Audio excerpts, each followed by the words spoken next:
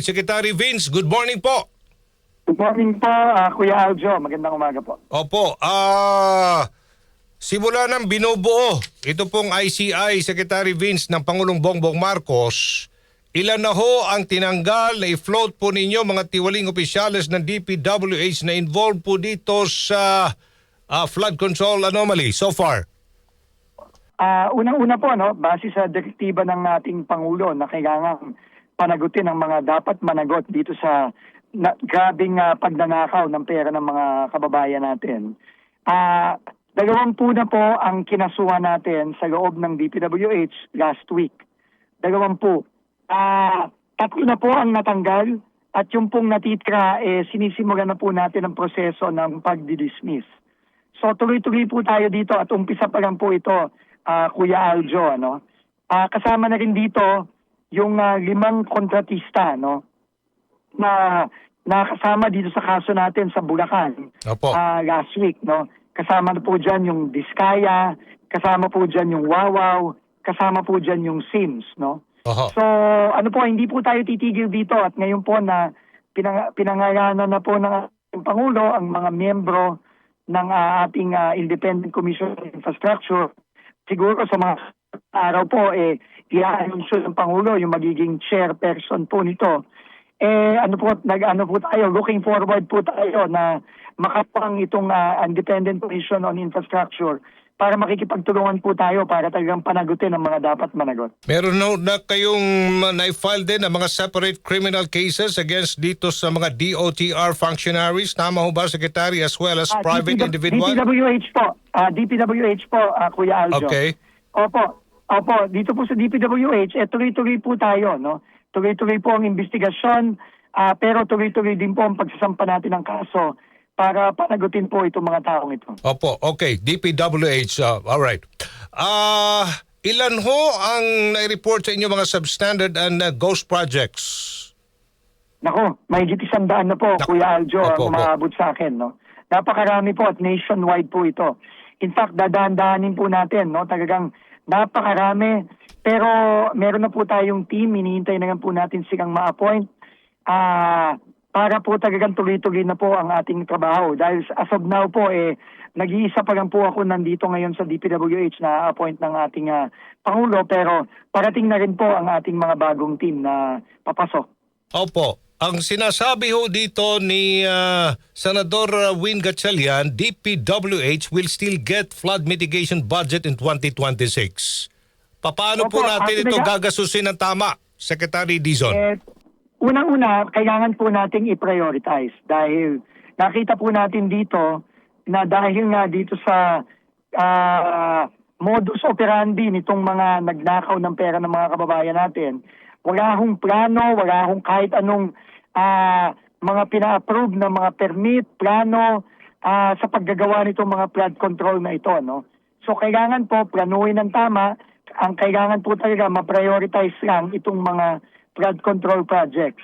So yan po ang pinag-aaralan natin ngayon. Sa mga susunod na araw po, i-anunsyo po natin kung saan lang po ang i-recommenda po natin. Pero higit po dito talagang kailangan matanggal na sa budget ng DPWH.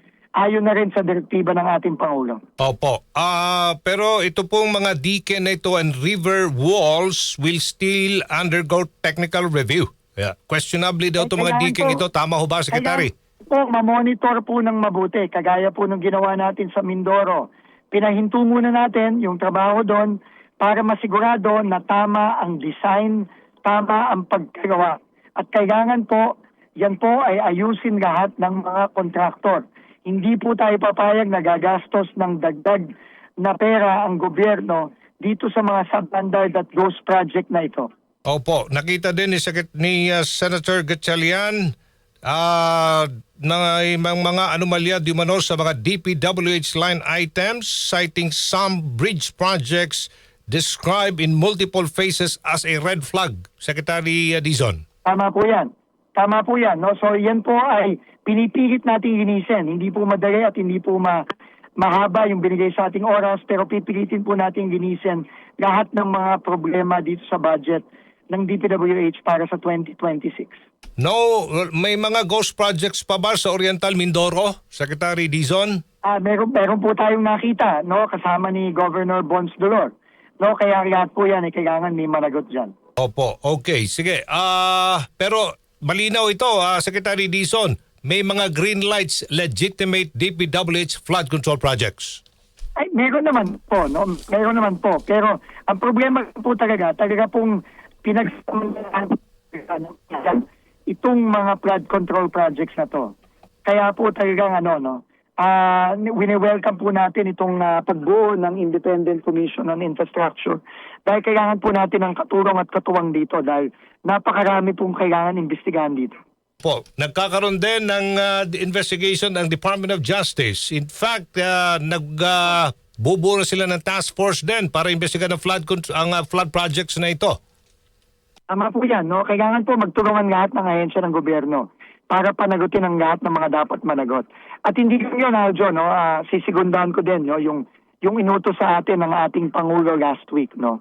Na hindi sapat ang pagpapanagot, hindi sapat ang pagpapakulong, hindi sapat ang pagtatanggal sa trabaho.